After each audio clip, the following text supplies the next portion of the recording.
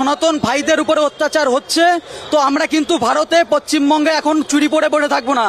আমরা পশ্চিমবঙ্গে ভারতে আজকে দেখিয়ে দিতে চাই যে আগামী দিন হিন্দুদের উপরে, বাংলাদেশের সংখ্যালঘুদের উপরে যদি আক্রমণ করা হয় তো আমরা এর পাল্টা রিয়াকশন দেব।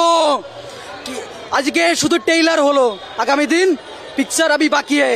বাংলাদেশ তোমরা তৈরি থাকো, তোমাদের যোগ্য জবাব তোমরা পাবে। আর জিহাদিরা তোমরা ভেবো না আমাদের হিন্দু ভাই বোনদের ওপরে এইভাবে নির্মমভাবে অত্যাচার করবে, রাতের অন্ধকারে ধর্ষণ করবে। ভারতবর্ষ তথা ওয়েস্ট বেঙ্গলের মানুষ তোমাদেরকে ছাড়বে না। তোমরা তৈরি থেকো, তোমাদের জন্য আমরা তৈরি হচ্ছি, তৈরি হয়ে আছি। যে বাংলাদেশ হলো এই ইন্ডিয়া যে বাংলাদেশের স্বাধীনতা নিয়ে এসছে, আবার কিসের স্বাধীনতা? তাহলে কি পাকিস্তানের সাথে পাকিস্তানে গেলেই বাংলাদেশ স্বাধীন হবে? তাহলে কি করতে 1971 ইন্ডিয়া সাহায্য নিয়েছিল? যদি নিজেদের পায়ে ক্ষমতা না থাকে তাহলে ইন্ডিয়ার পায়ে ধরে কেন সাহায্য চেয়েছিল? আচ্ছা, ইন্ডিয়া দেখুন, আপনারা বিগত কয়েকদিন ধরে দেখছেন বাংলাদেশের ছাত্র আন্দোলনের পরে সেখানে হিন্দুদের ওপর নির্বিচারে সংখ্যালঘু হিন্দুদের ওপর অত্যাচার করা হচ্ছে। আমরা দেখেছি বাংলাদেশে প্রতিবার যে কবারই স্বাধীনতা ঘোষণা হচ্ছে, ঠিক সেই কবার স্বাধীনতার পরপর সরকার পড়ার পরপরই শুধুমাত্র একটি নির্দিষ্ট ধর্ম তথা হিন্দু ধর্মের উপরে শুধু আক্রমণ হচ্ছে। আর সেই আক্রমণের প্রতিবাদে আজকে আমাদের এই আন্দোলন। একেবারে আমরা যেটা দেখতে পাচ্ছি যে ছবিটা আমি একবার দেখাতে বলবো যে ইতিমধ্যেই হিন্দু জাগরণ মঞ্চের পক্ষ থেকে একটা প্রতিনিধি দল তারা বাংলাদেশে যে ডেপুটি হাই কমিশনার আছে তার কাছে গেছেন। তারা আজকে একটি স্মারকলিপি তুলে দেবেন এবং এই মুহূর্তে আমরা দেখতে পাচ্ছি যে তারা এখনো পর্যন্ত এই ডেপুটি হাই কমিশনারের বাইরে, আমি একবার ছবিটা দেখাতে বলবো যে কলকাতা পুলিশ কিন্তু প্রথম থেকেই একটা ব্যারিকেড দিয়ে দিয়েছিল যাতে তারা যেখানে এই পর্যন্তই তারা আসতে পেরেছিল। এবং এরপর যে প্রতিনিধি দল, সেই প্রতিনিধি দল তারা কিন্তু ইতিমধ্যে যে ডেপুটি হাই কমিশনারের যে অফিস, সেই অফিসে তারা গিয়েছে এবং তাদের যেটা দাবি যে অবিলম্বে যেভাবে বাংলাদেশে একের পর এক হিন্দুদের ওপর আক্রমণ হচ্ছে তার প্রতিবাদে তারা তাদের যেটা বক্তব্য যে অবিলম্বে সেটা বন্ধ করতে হবে। এবং ইতিমধ্যেই তারা কেন্দ্রীয় সরকারের কাছেও তারা আবেদন করেছে। এবং এই মুহূর্তে আমরা দেখতে পাচ্ছি সেই ছবি এবং আমি আরেকবার ওই ছবিটা দেখাতে বলবো যে পুলিশের পক্ষ থেকে ব্যারিকেড দেওয়া হয়েছে এবং প্রচুর পরিমাণে কিছুক্ষণ আগেই আমরা দেখেছি যে একটা বড় জমায়েত এখানে দেখেছি এবং মাঝে মাঝেই পুলিশের সঙ্গে কিন্তু যে গন্ডগোল, সেই গন্ডগোলের ছবি আমরা দেখেছি। এবং এই মুহূর্তে আমরা দেখতে পাচ্ছি যে এখনো বেশ কিছু জমায়েত এখানে আছে এবং হিন্দু জাগরণের মঞ্চের পক্ষ থেকে একটি প্রতিনিধি দল, সেই প্রতিনিধি দল ইতিমধ্যেই ডেপুটি হাই কমিশনারের যে অফিস, সেই অফিসের ইতিমধ্যেই পৌঁছেছে এবং আমরা সরাসরি কথা বলবো যে এই মুহূর্তে মূলত কি দাবিতে আজকে আপনাদের কর্মসূচি ছিল?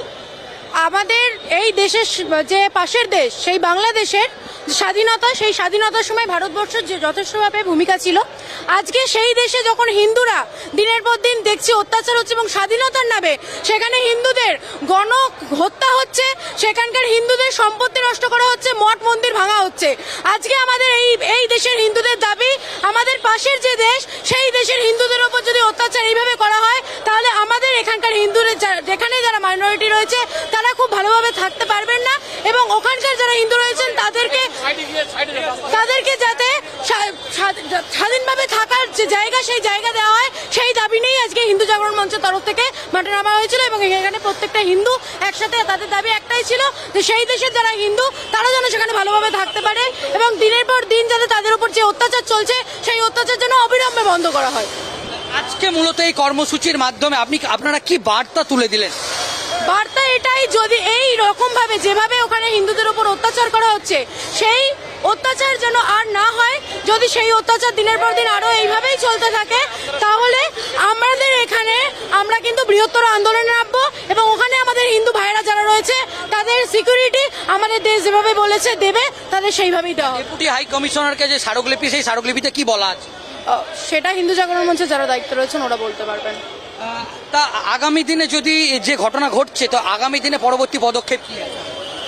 এইভাবে যদি চলতে থাকে এই জিনিস তাহলে আমাদের হিন্দু যে কটা সংগঠন রয়েছে সেই সংগঠনগুলো সবাই এক হয়ে হিন্দুদের পাশে থাকবে। আমি একটু নবেন্দুদার সঙ্গে একটুখানি জাস্ট কথা বলবো। হ্যাঁ, এই মুহূর্তে আজ তাক বাংলায় যারা সরাসরি লাইভ স্ট্রিমে যারা চোখ রেখেছেন তারা দেখতে পাচ্ছেন একেবারে সরাসরি সেই ছবি আমরা তুলে ধরছি যে ডেপুটি হাই কমিশনের বাইরে হিন্দু জাগরণ মঞ্চের পক্ষ থেকে যে দফায় দফায় বিক্ষোভ দেখানো হয়েছে এবং ইতিমধ্যেই একটা প্রতিনিধি দল তারা কিন্তু ডেপুটি হাই কমিশনকে স্মারকলিপি দিতে এবং মূলত আজকের এই কর্মসূচির মাধ্যমে কি বার্তা দিলেন? বার্তা একটাই যে ইমিডিয়েটলি হিন্দুদের উপর অত্যাচার বন্ধ করতে হবে, নয়তো আমরা আরও বৃহত্তর আন্দোলনে নামবো এবং সেটা দেশব্যাপী হবে। এবং মানে তারা 20 কোটি কি 23 কোটি, আমরা কিন্তু 140 কোটি। সুতরাং তাদেরকে হিন্দুদের ওপর যে নিপীড়ন জেনোসাইড চলছে ইমিডিয়েটলি বন্ধ করতে হবে, কারণ ওদের মৌলিক অধিকার লঙ্ঘিত হচ্ছে। ওটাকে ইমিডিয়েটলি বন্ধ করে আমাদের সবথেকে বড় জিনিস, বাংলার যেটা সবথেকে বড় জিনিস, রবীন্দ্রনাথ ঠাকুরের মূর্তির রাস্তায় যে লোকটির গাওয়া গান বা লেখা গান বাংলাদেশের জাতীয় সঙ্গীত, ভারতবর্ষের জাতীয় সঙ্গীত, তার মূর্তি, এরা ছাত্র বাংলাদেশের, এরা জেহাদি ছাড়া কিচ্ছু নয়। সুতরাং এবারে সময় এসছে যে ওপেনলি বলা, এরপরেও যদি বাংলাদেশ হাই কমিশনের লোকেরা ইমিডিয়েটলি ব্যবস্থা না নেয় হিন্দুদের ওপর, আমরা বৃহত্তর আন্দোলনে যাব। সেটা হচ্ছে যে আমরা কিছু ছবি দেখেছি যেটা ইতিমধ্যেই সোশ্যাল মিডিয়ায় ভাইরাল হয়েছে। সেই ছবি যে একজন মহিলা তার বাড়ির উপরে হামলা করা হয়েছে, ডক্টর একটা ফ্যামিলি, তারা চিৎকার করছে আমাদের বাঁচাও বাঁচাও, এই রকম ভিডিও ইতিমধ্যেই সোশ্যাল মিডিয়ায় ভাইরাল হচ্ছে। আমরা সেই ছবি আমরা দেখেছি, কিন্তু তারপরও আমরা দেখছি যে আজকেও বাংলাদেশে একের পর এক এরকম আক্রমণ হয়েছে বিভিন্ন জায়গায়, সেই ছবি উঠে। কারণ হচ্ছে কি একটাই, কারণ এই যে ইউনিস বাবুকে যাকে করা হয়েছে প্রধান হিসেবে, তিনি ছোটো জগন্নাথ ছাড়া কিছু নয়। আসলে ব্যাপারটা পুরো জামাতদের হাতে চলে গেছে এবং জঙ্গি জামাত, ওদের উদ্দেশ্য ছাত্র আন্দোলন নয়, ওদের উদ্দেশ্য অন্য কিছু, সেই কাজটাই করে চলেছে। সুতরাং ওখানকার সেনাও ব্যর্থ। সেনা 48 ঘন্টা আগে বলেছিল আমরা এক্ষুনি দখল নিয়ে নেব, কিন্তু আমরা কি দেখলাম, সেনাই ওপরে গুলি ছুটছে। মানে কি, ওরাও আনন্দ পেয়েছে ব্যাপারটাতে। এতে কি হয়, এতে সাধারণ এই সমস্ত জঙ্গিরা আরও উৎসাহিত হয়। সেনারা উৎসাহিত করেছে, বাংলাদেশের সেনারা জঙ্গিদেরকে এই জঙ্গি আন্দোলন করার জন্য উৎসাহিত করেছে। মানে 70 বছরের প্রধানমন্ত্রীর অন্তর্বাসনী নাচ, এটা ছাত্র আন্দোলন, এটা আমাদের মানতে হবে। এটা বাঙালি, এখানকার বিদ্যুৎজনেরা বাঙালি, বাংলাদেশের বাঙালির জন্য কাঁদতে থাকে, এই বাঙালি। আজকে তারা কোথায়, একটা বিবৃতি নেই। সুতরাং আমাদের, এবং অদ্ভুত ব্যাপার, কমিউনিস্টরা পর্যন্ত চুপ।